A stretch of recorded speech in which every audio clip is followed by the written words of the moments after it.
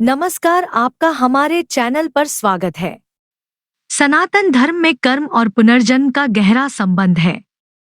गरुड़ पुराण, जो हिंदू धर्म के महत्वपूर्ण ग्रंथों में से एक है, में जन्म, मृत्यु और कर्म के प्रभाव का विस्तृत वर्णन मिलता है।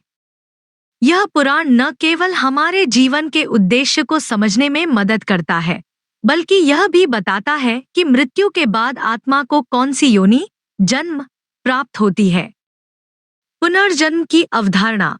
गरुड़ पुराण के अनुसार मृत्यु के बाद आत्मा का अगला जन्म पूरी तरह से उसके पूर्व जन्म के कर्मों पर निर्भर करता है। हर आत्मा को अपने कर्मों का फल भुगतना पड़ता है, चाहे वह इस जीवन में हो या अगले जन्म में। अच्छे कर्म स्वर्ग और मोक्ष की ओर ले जाते हैं, जबकि बुरे कर्म नरक और कठिन योनियों का कारण बनते हैं। मनुष्य जन्म और कर्म का प्रभाव। जब कोई आत्मा मनुष्य योनि में जन्म लेती है, तो यह बहुत दुर्लभ अवसर होता है। इस जीवन में व्यक्ति के कर्म ही तय करते हैं कि वह अगले जन्म में किस रूप में जन्म लेगा। गरुड़ पुराण में विभिन्न प्रकार की योनियों और उनके पीछे छिपे कारणों का विस्तार से वर्णन है। कछुए का जन्म।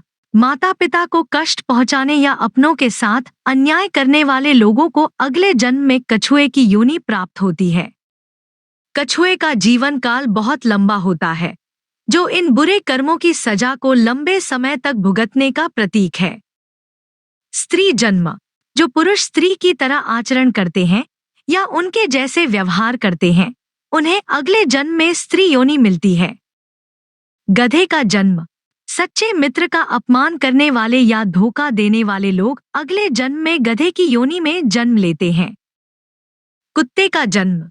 धार्मिक ग्रंथों का अपमान करने वाले, पूजा पाठ का विरोध करने वाले और धर्म का अनादर करने वालों को कुत्ते की योनि प्राप्त होती है। कीड़े मकोड़े की योनि। दूसरों की निंदा करने वाले और बुरा व्यवहार करने वालों को कीड़े मकोड़े के रूप में जन्म लेना पड़ता है।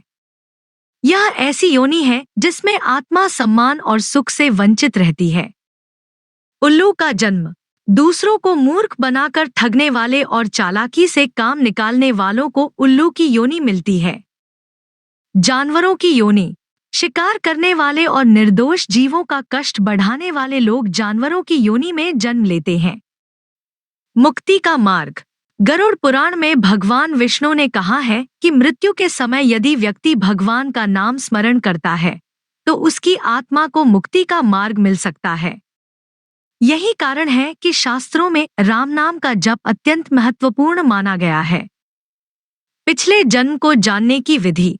गरुड़ पुराण में यह भी उल्लेख है कि ध्यान और साधना के माध्यम से व्यक्ति अपने पिछले जन्म की स्मृतियों को पुनः प्राप्त कर सकता है।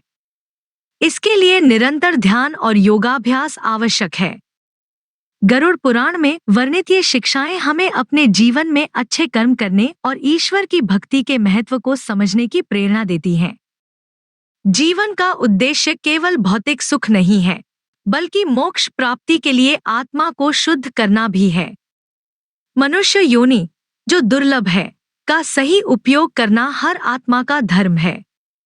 यदि आप इस विषय पर और अधिक जानकारी प्राप्त करना चाहते हैं या अपने जीवन में सकारात्मक बदलाव लाना चाहते हैं, तो हमारे चैनल को सब्सक्राइब करें और इस लेख को अपने मित्रों के साथ साझा करें। अगर आपको वीडियो पसंद आई हो तो कमेंट में जय श्री राम जरूर लिखें, साथ ही वीडियो को लाइक करें और हमारे चैनल को सब्सक्राइब करें। आपका दिन मंगलमय हो।